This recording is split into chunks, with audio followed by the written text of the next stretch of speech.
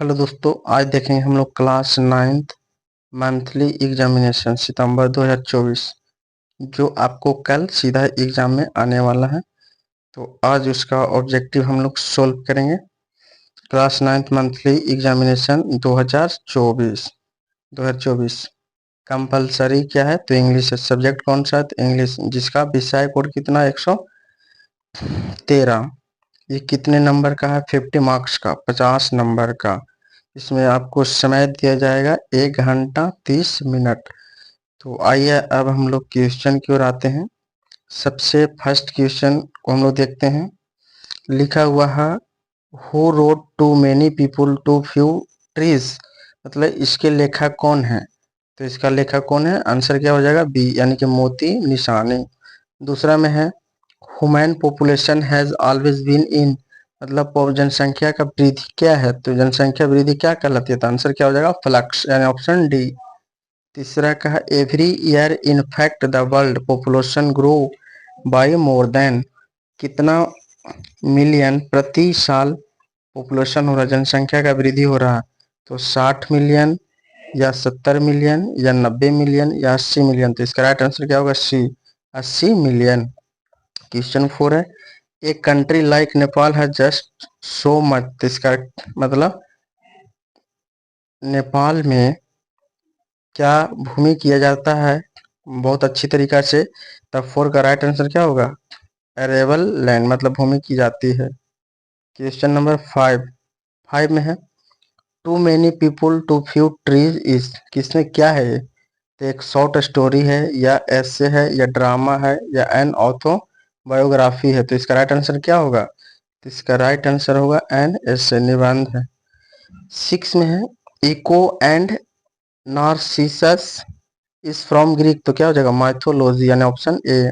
7 क्या है Narcissus was tired and thirsty from his, तो इसका राइट आंसर क्या होगा? वॉकिंग, वॉकिंग इसका राइट आंसर होगा। क्वेश्चन नंबर 8 में है who is the writer of Echo and Narcissus, इसका राइटर कौन है? तो Moira Kerr and John Bennett इनका राइटर है। 9 में the first message was sent from PC to mobile phone on the, सबसे पहले मैसेज किया गया था किस मोबाइल पर? तो वोडाफोन पे, वोडाफोन पे। Question number 10 the nymph was too embarrassed and ashamed that she hid herself in, the क्या है? ये किसमें छुपा लिए थे? तो डार्क केव में, अंधेरी गुफा में, डार्क केव में। 11 में क्या है the tooth of the winter wind is not to so keen because the winter wind is not, इसका राइट आंसर क्या होगा? सीन होगा। क्वेश्चन नंबर 12 में है the poet of blow blow thou winter wind, किसने? तो विलियम शेक्सपियर, विलियम शेक्सपियर इसका right answer. Question number 13 का देखेंगे हम लोग। क्वेश्चन नंबर 13 कि the summer rain symbolises the parable nature of, इसका क्या हो जाएगा राइट आंसर? लाइफ। 14 में है the speaker says that it is just before that, तो इसका राइट क्या होगा? नून, इन ऑप्शन नंबर सी। 15 में है the mornings day has been compare to, किससे कंपेयर किया गया है? तो पियरल से, पियरल से। क्वेश्चन नंबर 16, क्वेश्चन नंबर 16 है the poet says in the poem to daffodils the nothing is, तो इसका राइट आंसर क्या? स्टाटिस, स्टाटिस। 17 में है the poet of sound is, क्या है? तो रजनी, रजनी पुरुलेकर, यानी ऑप्शन नंबर ए बिल्कुल सही। 18 में देखेगा हम लोग। 18 में क्या है? 18 में है the both the orthodox Hindu priest and maulvis, इसका राइट आंसर क्या होगा? हेटेड कबीर, हेटेड कबीर इसका राइट आंसर होगा, हेटेड कबीर। चलिए आगे हम लोग देखेंगे। क्वेश्चन नंबर 19 कबीर प्रचेड, क्या प्रचेड किए? तो इसका राइट आंसर आप लोग क्या किए? तो कमेंट कीजिए इसका राइट आंसर। 20 में है who wrote the story the eye are not here, Ruskin Bond, question number 21 fill in the blanks है। Choose the correct from auxiliary verb from the given option. क्या गिवन ऑप्शन में दिया गया है? दिया गया है the train dot dot dot just arrived. The has मतलब ट्रेन अभी तुरंत ट्रेन पटरी पर आई है, यानी कि हैज बिल्कुल राइट आंसर होगा।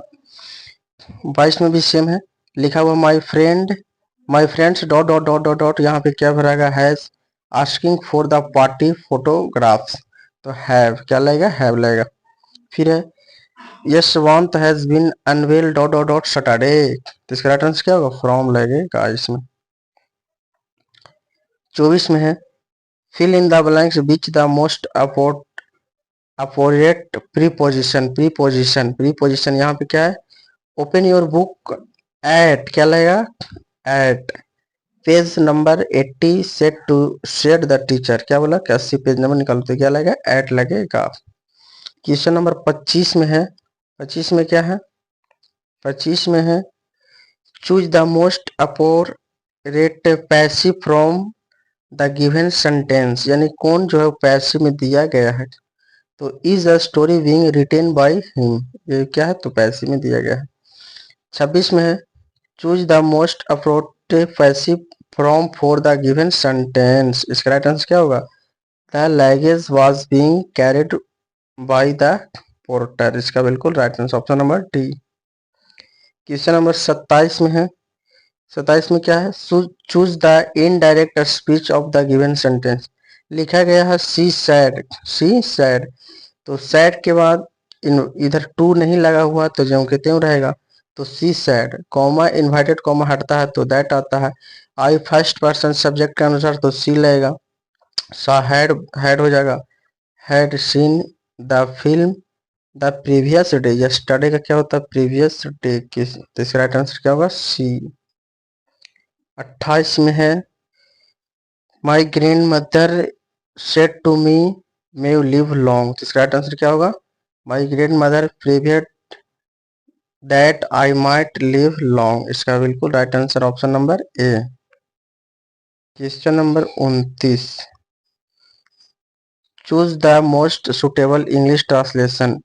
पहाड़ियों पर बादल थे, तो there was cloud on the hills. इसमें है हम भारत के नागरिक हैं, we are the citizen of India, हम लोग कहाँ के नागरिक? इंडिया का। तो ये हमारा था 30 ऑब्जेक्टिव, ये हमारा था आज का 30 ऑब्जेक्टिव। अब देखेंगे हम लोग सब्जेक्टिव में क्या क्या है। तो पहला है सेक्शन बी में क्या लिखा हुआ है? क्वेश्चन नंबर 1 to 10 और short answer type answer any 5 question in about 20 से 30 वर्ड ईच क्वेश्चन कैम्स, मतलब आपको 20 से 30 वर्ड में आपको आंसर देना है और कोई 5 क्वेश्चन का आंसर देना है। तो देखिए 5 क्वेश्चन आप देख लीजिए। पहला क्वेश्चन में है for how long has the global population been rapidly going up. दूसरा में है name the countries where the population grow has been slowed down remarkably.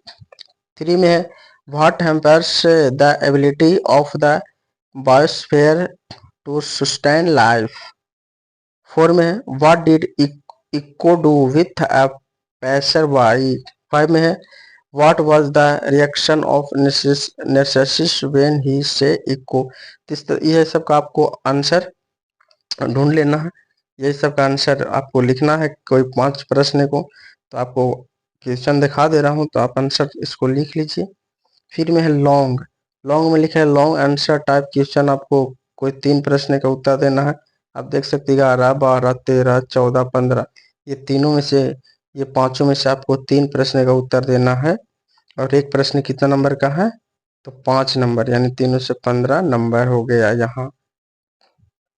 और यहाँ कितना था? 5, यानी कि 5 दूनी हो गया आपको 10, तो टोटल कितना हो गया? 15 और 10 हो गया 25। कितना हो गया? 25। और ऑब्जेक्टिव कितना था? 30, लेकिन बनाना कितना था? 25, तो 25 25 हो गया 50 नंबर का। ये हमारा है आज का ऑब्जेक्टिव और सब्जेक्ट का विषय कोड कितना है? तो 113। तो आप लोग वीडियो को अधिक से अधिक शेयर कीजिए, लाइक करिए, सब्सक्राइब करिए। तब तक के लिए बाय बाय।